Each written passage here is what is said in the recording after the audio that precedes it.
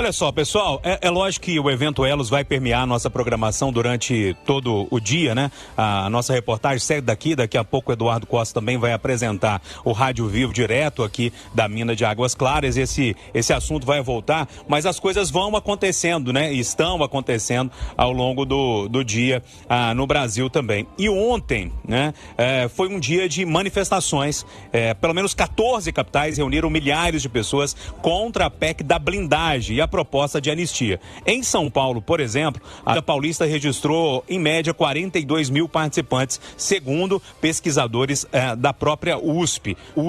No entanto, os organizadores sempre falam em mais, né? Falaram em 200 mil pessoas.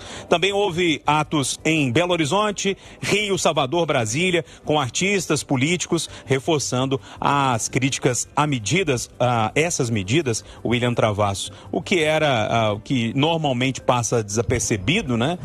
Nessa questão que envolve o que os deputados. A turma que sempre apoiou, que foi pra rua, que estava com vergonha na época da roubalheira, mas agora não. Agora esse é o momento de retomar a bandeira brasileira e falar, olha, a esquerda também, né, acredita nesse país, porque na verdade nós estamos lutando contra a anistia. Eu acho ótimo isso, porque aí você tem um país equilibrado, você tem uma esquerda forte apresentando as suas pautas e a direita, uma direita forte apresentando as suas, e tá valendo o jogo. Eduardo Costa, as manifestações que ninguém dava muito por elas, mas muita gente foi para as ruas. Muita gente, porque, Júnior, o que eu vou dizer agora, senhoras e senhores ouvintes da Itatiaia, aliás, eu vou ser repetitivo, porque todo mundo sabe do apreço que eu tenho pelo Legislativo. O ouvinte da Itatiaia é, acima de tudo, fiel. Eu acho que o Legislativo é a base da democracia. Dos três poderes é o mais importante, porque, como diz o próprio nome, parlamento, né, é lá que as pessoas falam o que sentem, se exaltam, têm imunidade para isso, trocam acusações, denúncias, informações, afagos, enfim, o Legislativo é uma bênção quando a democracia é séria. Como nós estamos numa democracia que ainda engatinha, embora, graças a Deus, esteja cada dia mais forte, o nosso Legislativo se supera. E desta vez, o povo foi para a rua porque até mau-caratismo, Júnior, até pilantragem, até bandidagem, até safadeza tem que ter limites. Se essa PEC passa, essa proposta de emenda à Constituição passa, o nosso Congresso, no caso a Câmara Federal, estaria acenando o seguinte: PCC, vem com tudo, vem também Comando Vermelho. É só ganhar uma eleição, porque você não vai ser condenado mais nunca por nada. Mas graças a Deus, como ultrapassaram todos os limites, houve uma reação natural. E essa reação natural veio acompanhada de grandes manifestações. E essa reação da população sacudiu o Senado, que raramente faz isso que vai fazer agora. Vai cumprir a sua função revisora. Eu não tenho a menor dúvida, Júnior, que essa proposta não passa pela Comissão de Constituição e Justiça, onde vai ser avaliada depois de amanhã. O senador Otto Alencar já avisou que é contra o presidente. E sabe quem que ele nomeou? É bom que o ouvinte da Itatiaia saiba. Só tem um parlamentar naquele Congresso Nacional que eu não conheço e que eu gostaria de conhecer. É o senador Alessandro Vieira de Sergipe. Eu acompanho a trajetória dele, todos os votos são sérios, todo o comportamento é sério, toda a história desse ex-delegado é séria. Alessandro vai ser o relator e ele vai dar pau na PEC, ainda vai esculhambar com seus colegas da Câmara. Ah, Eduardo, mas tem a possibilidade de ter um recurso para o plenário? Não passa, porque tudo tem limite, tudo tem limite. E as poucas pessoas que ainda acham que o Supremo ou que a Justiça oprime o Legislativo, vão mudar de opinião de vez. Esses caras são bandidos mesmo, eles querem proteção. Agora, para fechar, Júnior, eu quero fazer um apelo que eu faço sempre. Ouvinte Itatiaia, não basta ficar xingando, compartilhando, reclamando. Não tem outro caminho, gente, tem que votar. Se você for votar ano que vem, na mesma pessoa que votou 3 anos atrás, sem pelo menos conferir se essa pessoa votou ou não a favor dessa bandalheira. Primeiro é lembrar, né, quem votou, né, Eduardo, há 3 anos atrás, né? Muita gente nem lembra. Bem lembrado você, nem lembra.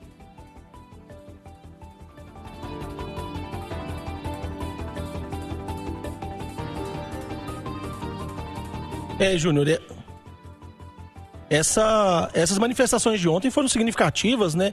E me chama muito a atenção porque talvez desde 2016, né? Quando tiveram as manifestações contra o impeachment, né? Da ex-presidente Dilma Rousseff, a gente não via a esquerda conseguir levar tanta gente nas ruas, né? Realmente a esquerda ficou por muito tempo escondida, né? Com medo de sair nas ruas, e ontem realmente foi o marco, né? A gente viu muita gente na rua protestando. Eu acho que são dois temas que a gente precisa dividir um pouco a questão. Eu acho que a anistia ainda tem uma base bolsonarista muito grande, que também foi à rua em defesa. Agora, a PEC da blindagem, eu acho que não. A PEC da blindagem é praticamente unanimidade entre a população brasileira, né? As pesquisas que a gente tem visto sobre a PEC da blindagem, a maioria esmagadora é contra. Ninguém quer uma impunidade tão grande assim. Então, essa pauta da PEC da blindagem teve uma repercussão muito grande entre artistas, vários grupos de militantes, e talvez isso explique um pouco por que tanta gente foi na rua. Eu queria destacar aqui, né, em relação a essa manifestação, um ponto positivo dessa manifestação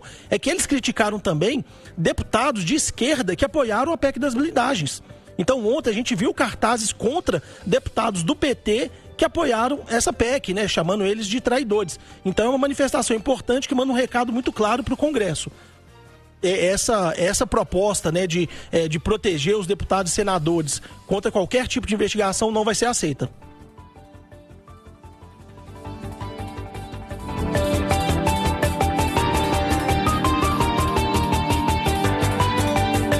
Marcelo da Fonseca, e a gente lembra que os protestos de ontem não foram apenas em relação à PEC da blindagem, mas teve também o tema anistia, que, ao contrário, né, a PEC da blindagem certamente vai ter resistência no Senado, mas a PEC da anistia, ainda que seja uma anistia light, parece que o tema de fato pode avançar. Eu acho que a anistia, Kátia, ela ainda divide um pouco, né? A anistia ainda tem um grupo da direita que defende muito afinco a pauta da anistia.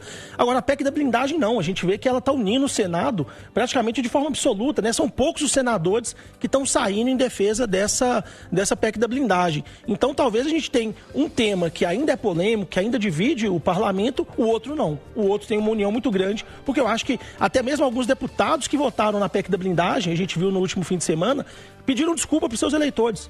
Nós vimos vários deputados usando as redes sociais para se explicar, falar que não foi bem isso que eles queriam votar. Tem parlamentar que admitiu, eu cometi um erro.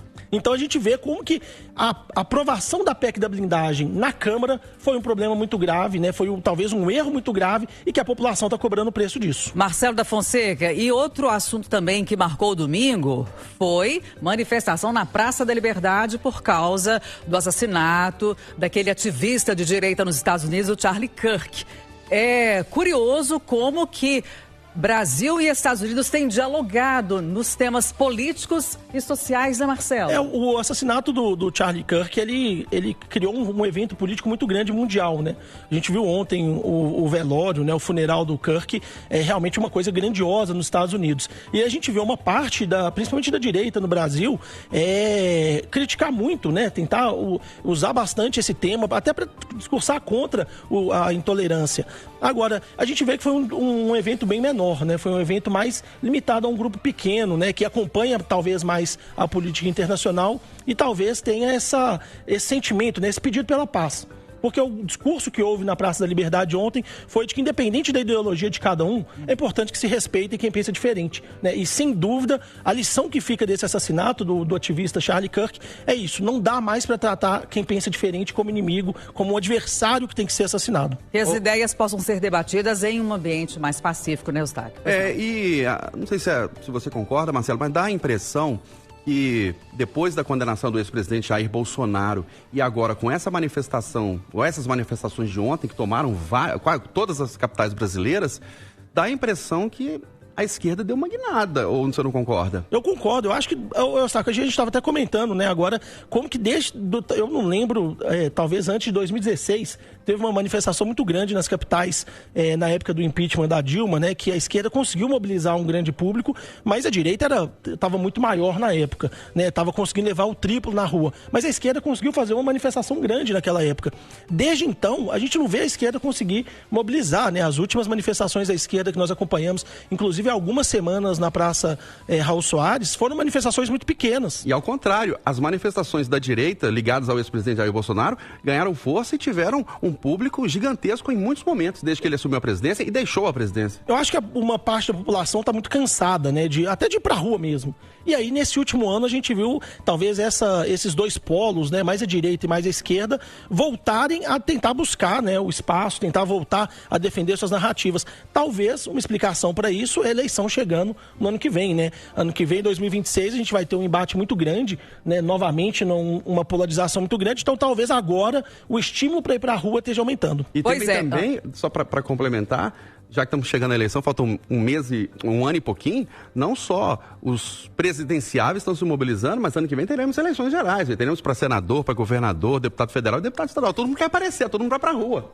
E por isso a PEC da blindagem teve um impacto muito grande, né, Eustáquio? Porque se a gente for parar para pensar, esses deputados, né, que tiveram cartazes sendo chamados de traidores, né, sendo criticados, esses deputados com certeza se preocupam muito com o que vem no ano que vem. E aí a gente vê até alguns deputados de esquerda, aqui do PT de Minas Gerais, do PDT de Minas Gerais, foram expostos ontem na manifestação e foram muito cobrados pela própria militância. Então talvez esses deputados que estão interessados em conseguir o voto no ano que vem, eles vão repensar algumas votações que eles estão, né, programando para os próximos dias. Pois é, e já que a gente acabou entrando um pouquinho no assunto eleição, de olho no pleito do ano que vem, Lula quer tarifa gratuita nos ônibus. Técnicos do governo federal estão estudando medidas para reduzir ou até zerar a tarifa de ônibus no país.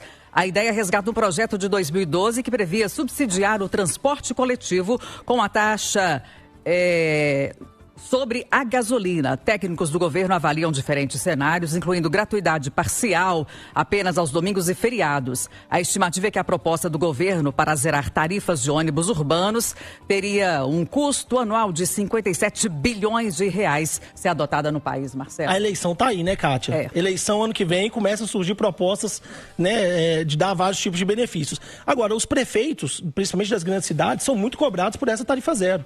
Né, a gente está vendo o próprio prefeito Álvaro Damião ser muito cobrado. Na Câmara tem um grupo, né, que quer implementar essa tarifa zero. E sempre há comparação também com cidades da região metropolitana, algumas né? Cidades que já menores também, né? Que é um gasto menor, talvez. Agora, o prefeito Damião, na última entrevista, ele falou: olha, eu gostaria muito de poder, né, dar esse benefício. Agora, alguém tem que pagar essa conta. A conta não fecha. Então, se o presidente Lula tem dinheiro para pagar essa conta, pode ser uma ótima proposta, né? Vai beneficiar os passageiros, quem usa, né? Quem vai ter o acesso ao transporte de forma gratuita. É uma proposta muito boa. A questão é saber, tem dinheiro para ela ou é só uma proposta para ano eleitoral, para aparecer, para divulgar, e aí depois não vai ter recurso para manter ela? Será que o CI está participando desse jogo, Eustáquio? Pois